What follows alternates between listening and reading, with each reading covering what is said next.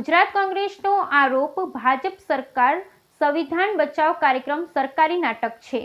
ટેક્સના પૈસે સંવિધાન દિવસ ઉજવી સરકાર કટોકટી સમયની ખોટી છબી રજૂ કરી। સરકાર આરએસએસના હેડક્વાર્ટર પર તિરંગો ફરકતો ન હતો। આજે બંધારણ બચાવવાની વાત કરે છે કોંગ્રેસ। આરએસએસના મુખિયાએ બંધારણને સમુદ્રમાં ફેંકવાની વાત કરી હતી કોંગ્રેસના આક્ષેપ।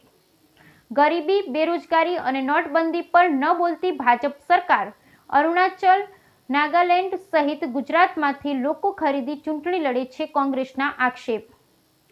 સરકારની નીતિઓથી નાના ઉદ્યોગો નષ્ટ થયા છે અને મોટા ઉદ્યોગોને લાભ છે કોંગ્રેસ।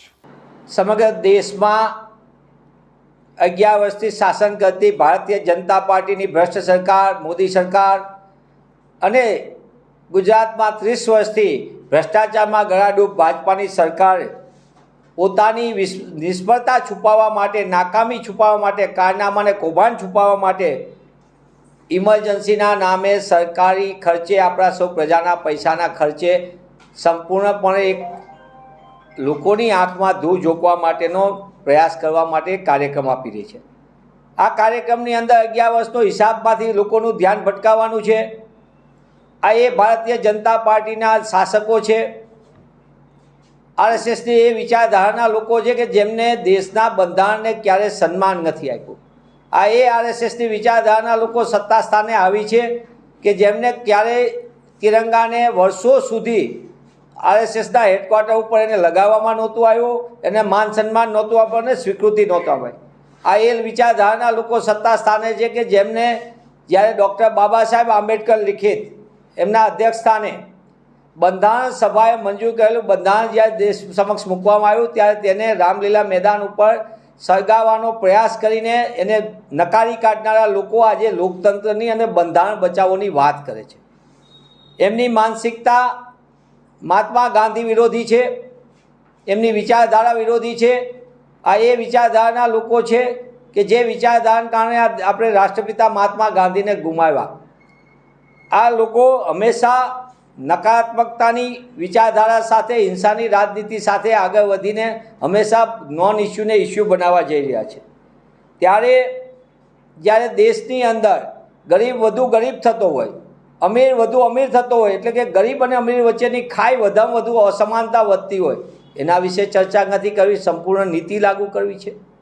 સીમિત લોકોના લાભાર્થે નીતિ કરીને દેશના કરોડો લોકોને ગરીબીની ખાઈમાં ધકેલવાનું પાપ પણ ભારતીય જનતા પાર્ટીના શાસકો કરી રહ્યા છે। નોટબંધીના નામે વાતો કરી હતી, એનો હિસાબ નથી આપતા।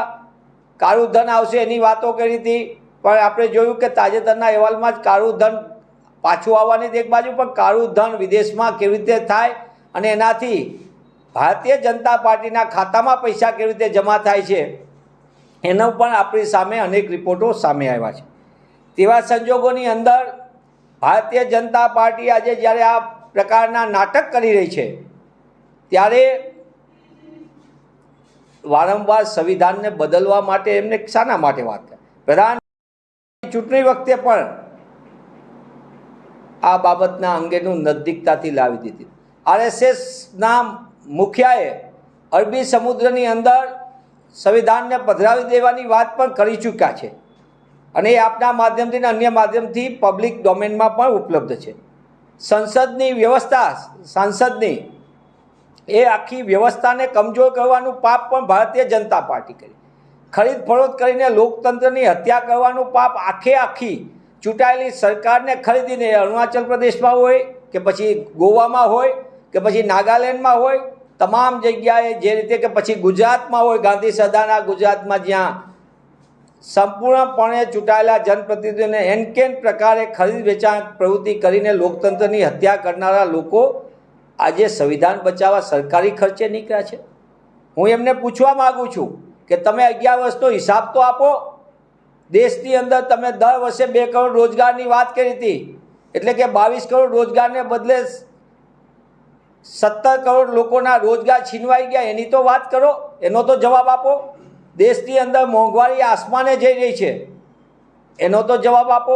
પેટ્રોલ ડીઝલના નામે એક્સાઇઝની લૂંટથી 30 લાખ કરોડ રૂપિયા દેશની 140 કરોડ જનતાના ખિસ્સામાંથી સિસ્ટમેટિક લૂંટ ચલાવી, એનો તો જવાબ આપો. દેશના ખેડૂતોની આવક બમણી કરવાની વાત કરી હતી, પણ ખેતીને હિન્દુસ્તાન બરબાદ થાય એવા કાયદા લાવવાનું પાપ કોઈએ કર્યું તે ભારતીય જનતા પાર્ટીના શાસકોએ કરી. અને તમે ખેડૂતોની આવક બમણી નહીં, એની આવક અડધી કરી અને ખર્ચ બમણો કર્યો અને ખેડૂત અને ખેતીને બરબાદ કરવાના પાપ કર્યું. એનો હિસાબ તો આપો. આ દેશની અંદર નાના અને મધ્યમ કદના ઉદ્યોગોને ખલાસ કરીને મોટા ઉદ્યોગોને જાહેર સાહસો વેચી દેવા, બારોબાર જાહેર સંપત્તિ આપી દેવી, કરોડો રૂપિયાની સરકારી રાહતો આપવી, ત્યારે એ નાના અને મધ્યમ કદના ઉદ્યોગ જે આ હિન્દુસ્તાનની તાકાત હતી એનો તો જવાબ આપો તમે. આમ સમગ્ર દ્રષ્ટિએ 11 વર્ષના કુશાસનનો હિસાબ ન આપવો પડે એટલે સરકારી ખર્ચને જોખમે તમે જે 11 વર્ષથી અનડિક્લેર ઇમરજન્સી ચલાવી રહ્યા છો એ તમારા પક્ષના મુખ્ય લોકો હોય એને ગમે તે રીતે હેન્ડકેટ પ્રકાર કરવાના હોય કે પછી ગુજરાતમાં હોય કે અન્ય જગ્યાએ બંધારણીય સંસ્થા ઉપર હોય, તમામ જગ્યાએ ન્યાયતંત્ર હોય કે વહીવટી તંત્ર હોય કે તમામ જગ્યાએ તમે જે અનડિક્લેર ઇમરજન્સી ચલાવી રહ્યા છો એનો પણ જવાબ આપવાનો સમય પાકી ગયો છે.